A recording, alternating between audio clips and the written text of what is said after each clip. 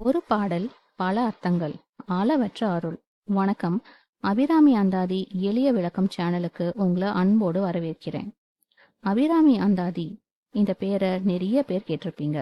நிறைய பேர் அந்தாதிய டெய்லியும் பாராயணம் பண்றீங்க.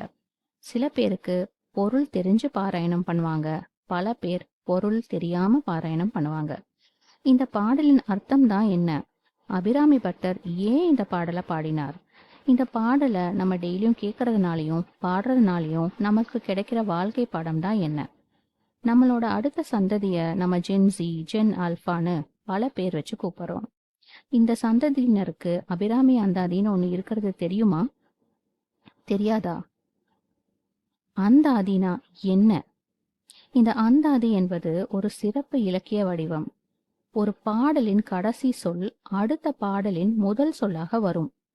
இதனால பாடலோட ஒவ்வொரு வேர்ஸும் சங்கிலி போல இணைஞ்சிருக்குமா.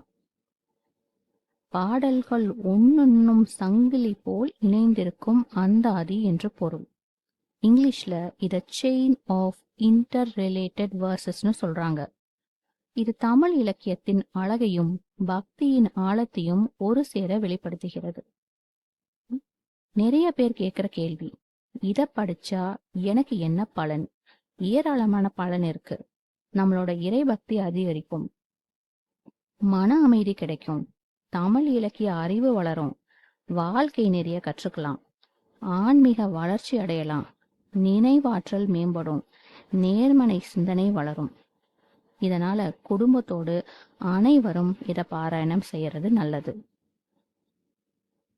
ஒவ்வொரு பாடல்லையும் நம்ம பார்க்க போகும் பலன், முழு பாடல், சொல்வாரியான பொருள், எளிய விளக்கம், இலக்கிய அழகு, ஆன்மீக விளக்கம், வாழ்க்கை பாடம், இன்றைய பிரார்த்தனை மற்றும் ஒரு சிந்தனை கேள்வி.